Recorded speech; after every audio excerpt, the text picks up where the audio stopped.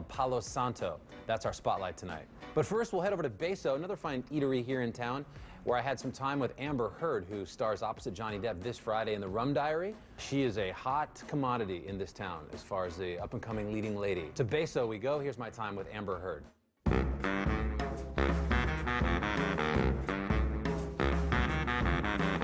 Hi. Hi. Good to have you. Thank you. I want to thank you for the beautiful, what'd you get me from Starbucks?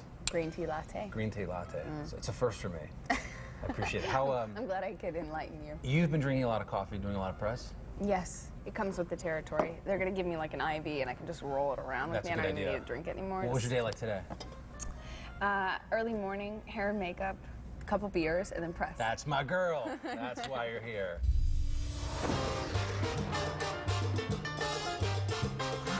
It's been such a great year for you. I mean, there's been so much exposure on the Playboy Club and now Rum Diary. It's kind of good timing, though, right? I mean, everything that happened with Playboy, and now this comes on the heels of that to rave reviews. Yeah.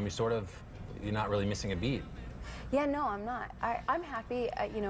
If that hadn't happened with Playboy, I wouldn't have been able to do this and promote this movie, which I care so much about and love so much. Right.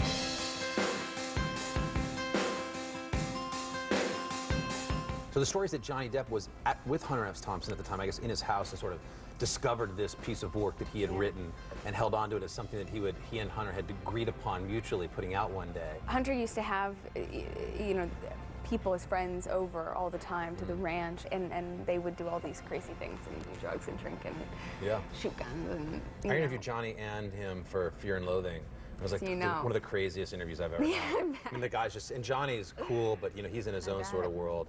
Yeah. Just chain smoking, and then Hunter's just like, I mean, the lights are on, you don't know what's going on. Yeah. He sounds like he was quite a character. And I guess they were hanging out at his place one day, and they were reading old manuscripts and bits and pieces of scripts and books and things that he wrote, and they stumbled upon The Rum Diary as a manuscript, unfinished book, and he pushed Hunter to publish it and make it, and Hunter wanted to make it into a movie then. For our audience, what is the story of that book, and what is the story of this film?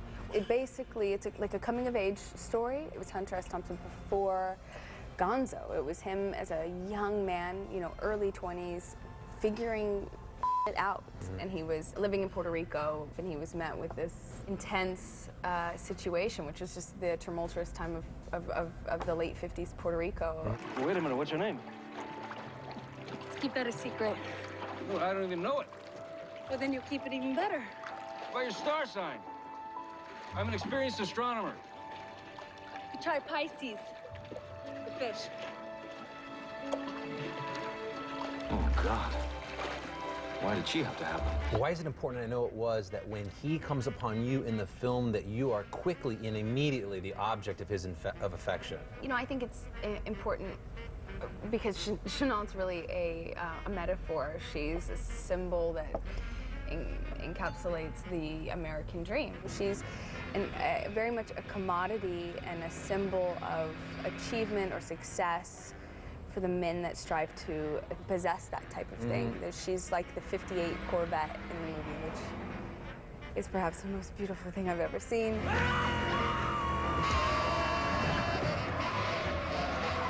Where's your family? Texas. Are they super stoked for you? Yeah, they're very happy. And you grew up in Austin? Uh-huh. And did you love Austin? I mean, that's like my favorite city in the planet. I love Earth. Austin. Austin's a badass place. Do you go back to Austin now and see it through different eyes, or? Yeah, I mean, you can't You still just love it?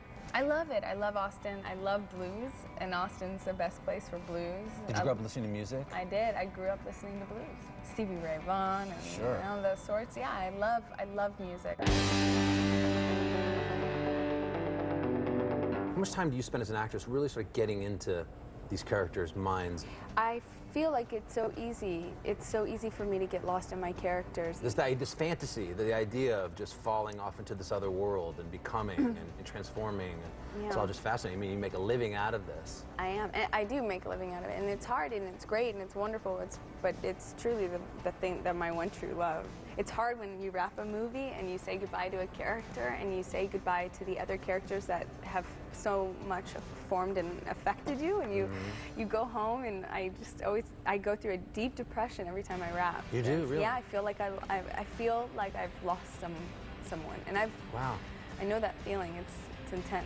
You think it'll always be like that for you? Like if you look at the old Academy If Awards. I'm doing the right thing, if I'm not doing the right character and I'm not depressed when I rap, I've picked the wrong role. Has that ever happened to you? Yes. On what? I'm not going to tell you. Damn, it's getting close. I know. Thank you for your time. No, It was so really, nice to meet you. I appreciate the, what was it again, the Nirvana latte? Green tea latte. Thank you, Amber. I Thank appreciate you. it very much.